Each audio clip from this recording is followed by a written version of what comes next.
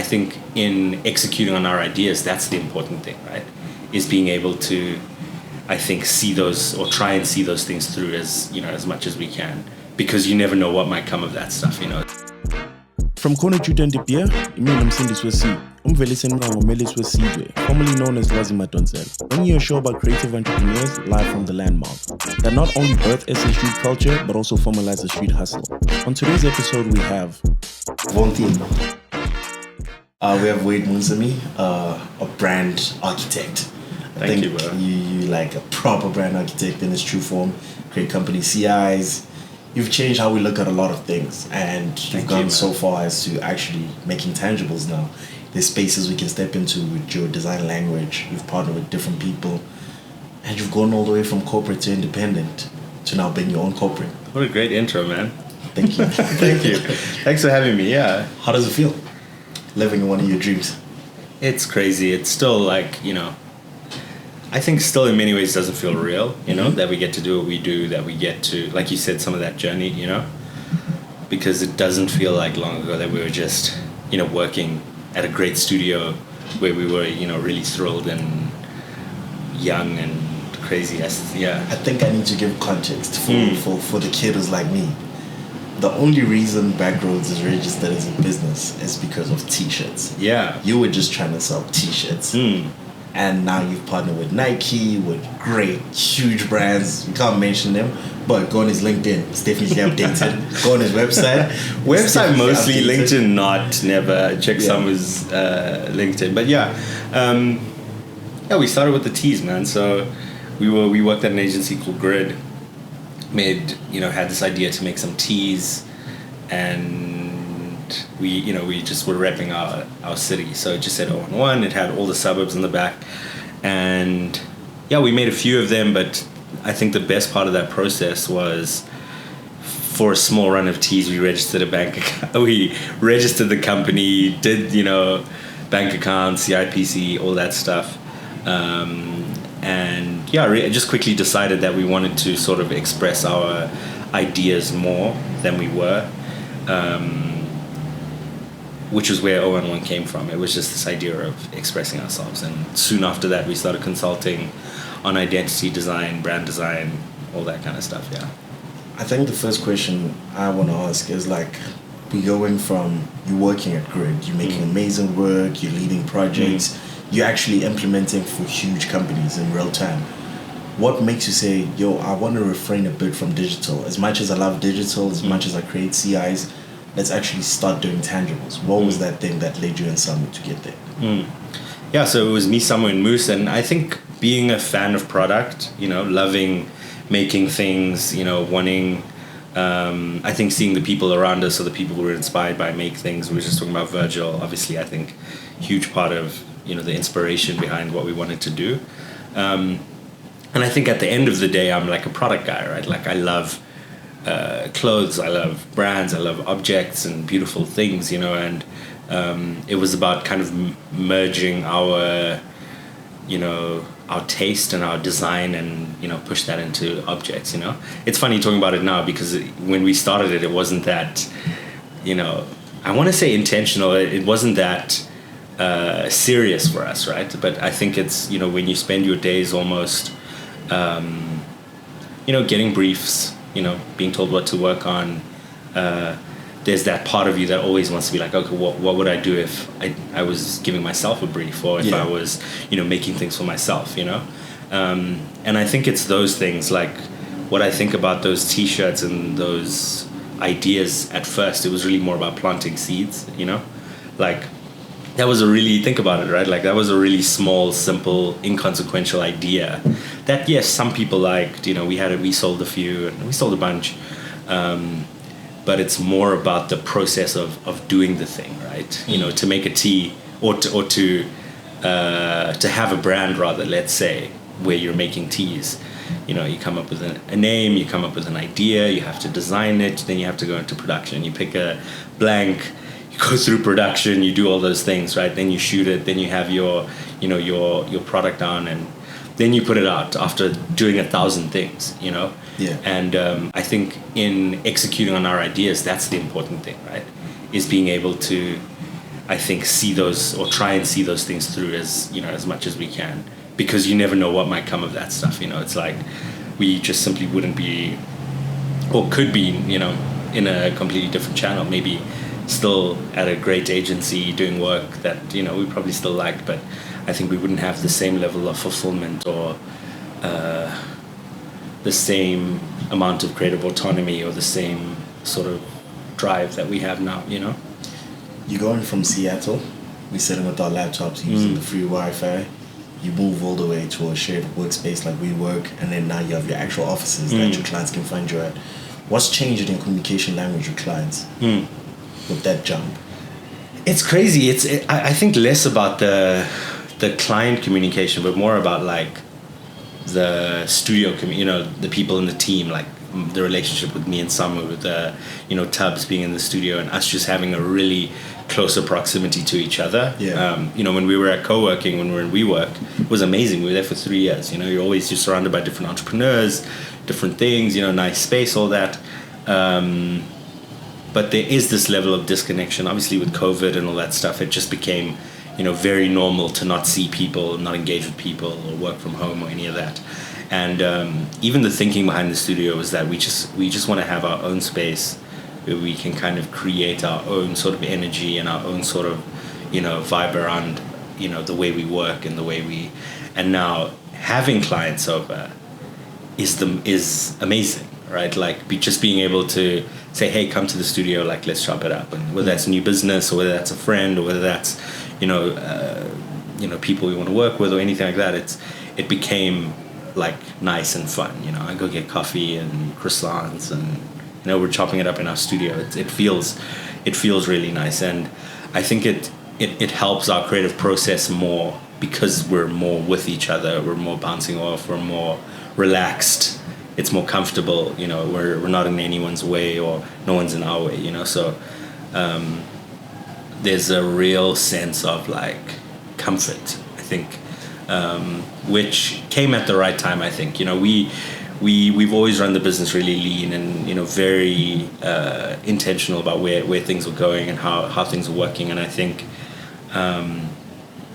having the studio really came at a time where I think we felt we needed to unlock another level of our business, you know, because also you can be comfortable like just in the same flow, the same routine, the same expenses, you know. And yeah, having a studio and all that, it comes with its own, you know, stuff like buying forks and spoons and plates and microwaves. How do you guys, as a designer, how do you actually build a corporate identity? Because a lot of people like, I think I can design a logo, then they design a logo, but how do we get it to the next step? It's, I mean, look, we're in 2023, right? It's like literally anyone can design a logo, you know? And shout out Canva. Yeah, shout out Canva, shout out any of these AI tools or any of these, you know, logo generators or any of these things. And oftentimes I will tell people who are starting or who are at that place, it's like, it might be a good exercise for you to go through this process and have an identity for yourself that doesn't require a sort of big, lengthy, sort of conceptual or strategic necessarily direction, right? But how we go about it is, yeah, it's really about understanding the business, like understanding what the requirement is from a client, you know. Sometimes people just need a logo in a corner, you know, sometimes people need identity systems, or sometimes people are wanting to frame things a certain way or position yourself a certain way, you know. Like we've done identities for these companies who exist purely to go get big funding, you know, which is such an interesting process. It's like, oh, we're going to create a board and we're going to build a committee and a team that can deliver on this thing so we can get funding to do the thing. And in that instance, the brand's purpose serves to look like it can get hundreds of millions worth of brand, you know. And that's like like with brand, you get to demonstrate the culture or the positioning or the intention behind a business, you know. Yeah. Whereas for someone like Wanda, for example, if we're working on Wanda's identity, it's my favorite ones because almost someone like Wanda has a brand, an identity without a logo, you know? Yeah. And in fact, he's been, you know, the work and the output and the clothing and the product, everything has been amazing almost without a brand, right? And I think it's a great example where, in terms of a project, we, like, one day was like, oh, let's work on some graphics and stuff. It wasn't even to, hey, let's create a brand, I need a new identity. And I think the best jobs are the most intuitive in their sort of creative exploration, or intuitive in terms of sort of how you get to the outcome. But I was just showing graphics, you know?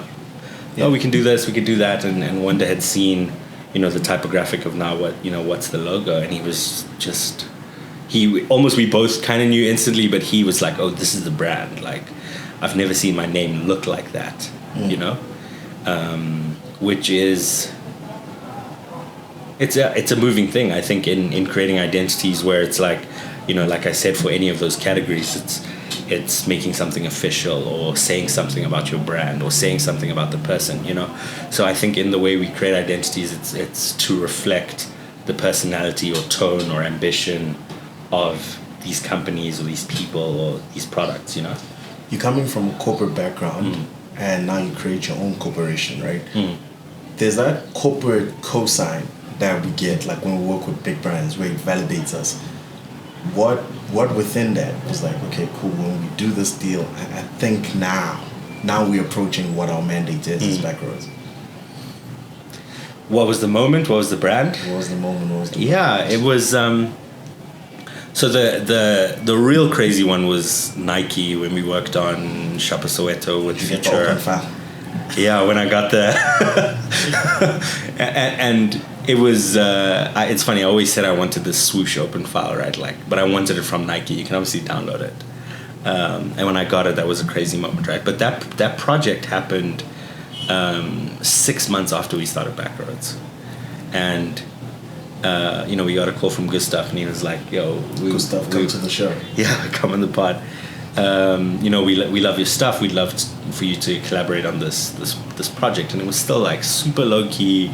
No one. It was, you know, it was still the 2010 soccer, the soccer center that it was, and we had worked on it for a few months. And it came out in 2021 or 2022 was when it actually launched. So actually, from the time we worked on this stuff to when it actually launched, it was about 3 years. Damn. And is this because of approvals, or? I just think, you know, COVID, everything, just the amount of time to develop and all that. But yeah, work was still happening in the background, you know, with the Future team and stuff. And do you then also, in these situations, are you like billing every month that you guys are wasting? No. So or is it like a fixed fee for the overall project? No, so we just worked on the concept up front. So working on the identity system, the visual language, all those kinds of things. Oh, okay, cool. Yeah, and even on jobs like that, where it's, you know, you're being brought in for ideas or concepts or treatments. So like, we came up with the visual principle of using the, you know, the shape of the swoosh to create an African language pattern, all that. That job was surreal, I think, because it was 6 months after Bckrds that we started, you know? And it was very much, I think, you know, when you think about what you want your business to be, or the kind of work you want to do, or the kind of case studies you want to have, everyone wants to work at Nike, you know? We all want that, you know? And for it to happen that soon, and to happen in the way it did, and even to see the final outcome, it was surreal, you know? And then like I'll circle back to the question, but a full circle moment is, you know, last year we did the Pata, Nike, you know, the next wave stuff, which was just around the corner. Corner JUTA de Beer, exactly. And it was the next wave was part of the Pata Academy, of how they sort of, you know, each one teach one, exactly, which was the principle around the shoe, and I think their philosophy as a whole. So it was, you know, 3-day workshop, exchange, talks, all that kind of stuff, and it was held at Shopper Soweto, you know, and it was kind of the first time I really interacted with the space, you know, seeing some of those ideas or those initial things in, you know, in your artboard and Illustrator, and seeing some of them, you know, kind of come to life was, you know, really full circle. But to go back to your question, I think when it started feeling like it was a real thing, I think probably when the kind of projects sort of are tailored towards the things you're into, you know? And I think with Bckrds, the funny thing we saw was kind of whatever we were pushing at the time for ourselves. So if we were doing merch or hoodies or, a shoot here and there or like some product and stuff, we would design packaging for it. And then for, 4 to 6 month period or something, we're getting some packaging briefs, because we're kind of demonstrating the tone and demonstrating, the execution of what we want to be doing. And I think it's because we've always done that work for ourselves that I think definitely some of our clients and definitely some of the people we work with are like, oh, we want to work with you because we saw that thing you did for yourself, which is great because then the reference for your work is your own work. You have the open file. Exactly. It's your own train of thought. No one's like, it's the most thrilling thing when a client comes back with a mood board or with a brief and all the reference is just your work, It's like, oh, I love what you did with this thing. I love what, the color palette or typographic treatment there, And I think, speaking about when it felt like we made it, and I don't know if we did, or if we have yet, but really there was a point last year where, and this is now like approaching the 4-year mark was last year, right? So we hit 4 in November, but it was just a point of like, why are we doing this? Like, really, when in a bad month or a bad 3 months, and we were probably having an okay year at best, and it's like, when things feel like they're not clicking or things feel like, we're not doing things that the way we want or not having the outcomes we want, and we're sad and we have a meeting and we're like, oh, why are we doing this, And I'm not even joking, 1 week later, it's like amazing project, another week, next week, amazing opportunity, following week. Yeah. And then your momentum has changed, And I was telling you before we started, it was like the momentum feels really good now, I start an agency, right? Probably have 2 or 3 clients. How do I maintain my agency? You're asking the big question. It's easy to start. Yeah, it is. I think things are easy to start, or it's easy when you talk about things, right? I'll tell you, we were very slow and we were very patient, right?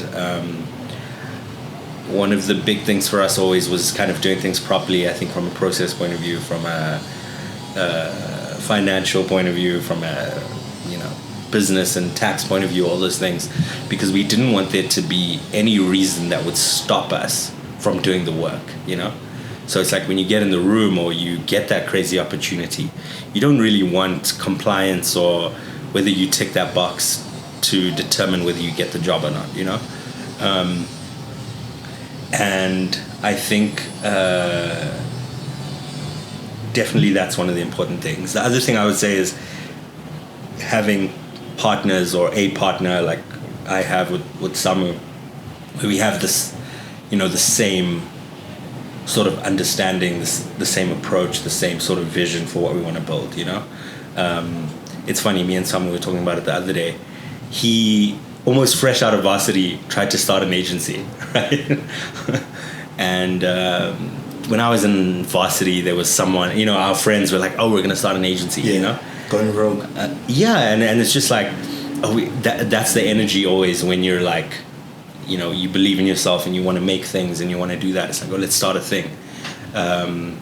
And for whatever reason, those things just don't work out, right? Like, oh, my partner wants to do something else, or I want to focus on something else. Actually, I'm going overseas, I think a great reason why we've still been kicking, and this is our 5th year, is because me and Sam have been on the same page of the caliber of work, the caliber of client, the execution being high priority, working with Bckrds, that it's actually nice to work with us, that people enjoy working with us, or that it's that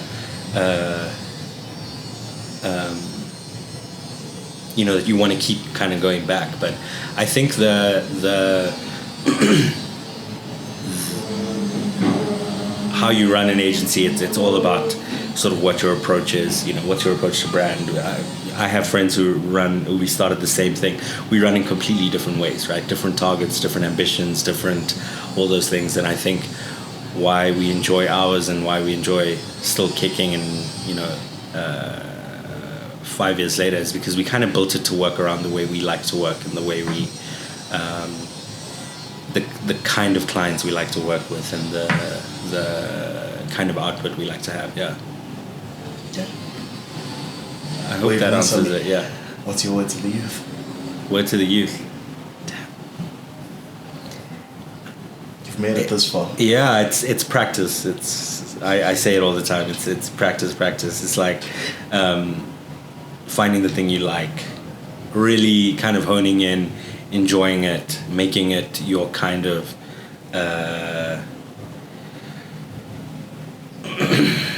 How would you feel about me starting that again? Start again. Okay. No, we're live. Do your thing. You're gonna edit it. Do your thing. Okay, cool. I think it's word to the youth is like, back yourself, practice your craft. I think the part about believing in yourself is maybe overstated, or people say it a lot, but really I think once you've picked your thing, or once you have an idea of the things you love, it's really about deciding to go hard and fucking yourself. How do you stay focused on your path? Mm-hmm. That's what I want to know, because every time we step into different rooms with different people, you get steered away. How do you stay focused on your path? On our path is, I think, having the right people around you, seeing your friends doing incredible things is one way. I think constantly being inspired is something, that's important. But yeah, I think sharing that common vision with your people or your partners and really, backing yourself and believing in yourself, yeah. What's kept you? Well, what's kept you in the game? Because you've made your money. Have I? What's kept you in the game where it's like, I want to try this again with another company. I want to try this again. Because most creatives you'll find, they'll make their money and then they'll retreat to something very manual, like probably be a butcher or something. So there's always that point where it's like, you did so much work at an agency, you started your own agency, you've done so much work 4 years in. What's keeping you there? I think it's that we haven't done all the stuff we can do. I think we still have these ideas and these this value to add, or this itch to want to still make things and produce things at a very high level. We're not done. It's like there's still a lot to do. There's still a lot to achieve. I think Bckrds being 5 years is or being in our 5th year is just a great sign that we can and should continue. With this year specifically, I think it's a lot of the right signs, a lot of the right sort of opportunities coming forward, where we're seeing, before we used to do a lot of, I think we used to push for a lot of, culture work, right?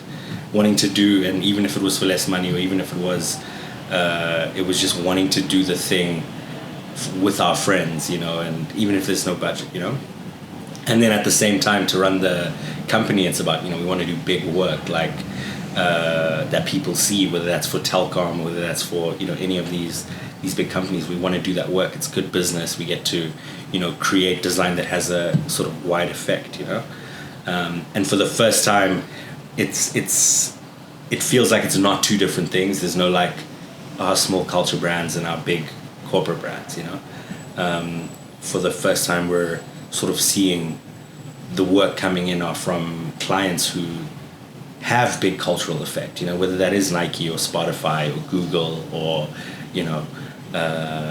some other ones. Can't mention it right now. But it's seeing that we can execute on large scale projects that have sort of cultural or a cultural blueprint that we can then sort of express ourselves within. Like when you do work for Spotify, it's such a great identity, it's such great reach, it's such great, but even the people working at Spotify, they know what's cool, they know what you're trying to push. It's not like these other huge corporates where it's like, oh, that's too far, you know. You get to kind of really push and try hard. So I think there's more of that we want to do. I think in you know, us being in our 5th year, it's like, yeah, we're seeing the thing come together where we're doing big work that has great cultural impact, you know. So we just want to keep doing that, you know, and the business being in the place that it is, it feels like the right time, and you know, our time and the time we really get to push, you know. So and we haven't, it's, you know, we haven't made our money in all those things, so maybe one day maybe one day we will, but I think there's still a lot of great work to be done, and there's still a lot of great people we want to work with, so yeah.